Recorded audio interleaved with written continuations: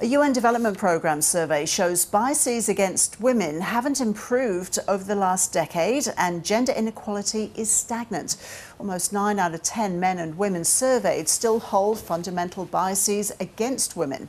The research found more than 40% believe men make better business executives, and half of people surveyed in countries around the world still hold the belief that men make better political leaders than women.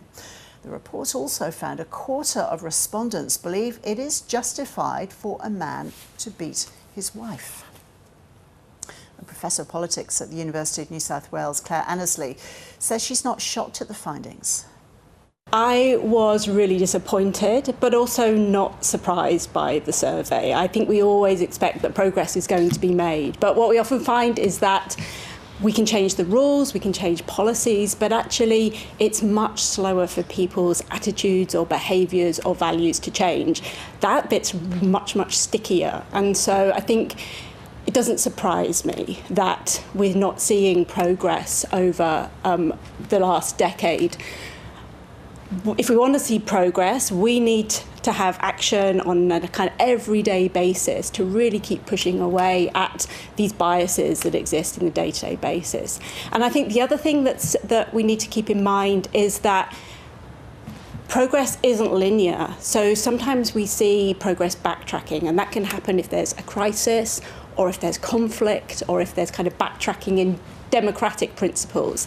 And that's what we've seen recently, for example, with COVID or conflicts across the world. And I think that's some of the bits that get in the way of progress on gender equality. So who did the UN survey for this report? Which countries were involved? So the UN draws on the World Values Survey, which is a survey that's been conducted since the early 80s, and it draws on data from over 120 different countries. So it really gives you that global perspective on attitudes towards gender, and they can also track it over time, so to see where progress is being made and where it's not.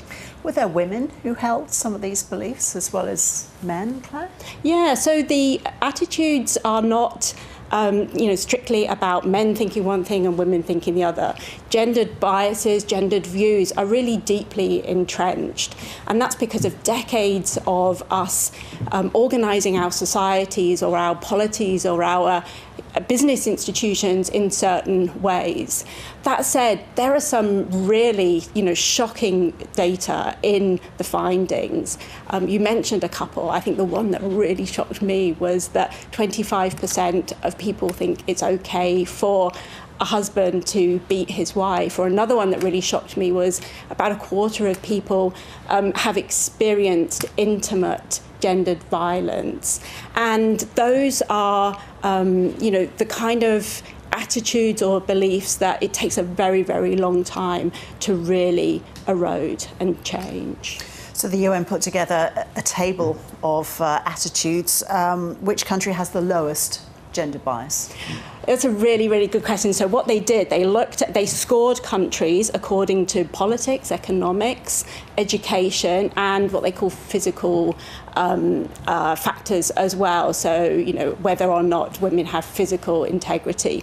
And the two of the countries that come out best are New Zealand and Sweden. They had the lowest scores overall. And I think those are two really, really interesting cases, because in New Zealand, we've had a number of female prime ministers, so a legacy of leadership of women at the very highest level.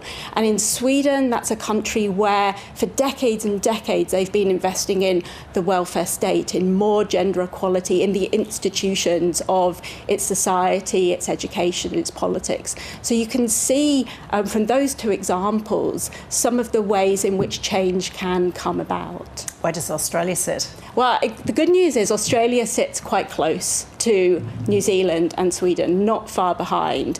The area where Australia scored a little bit worse than New Zealand and Sweden was in the category of politics.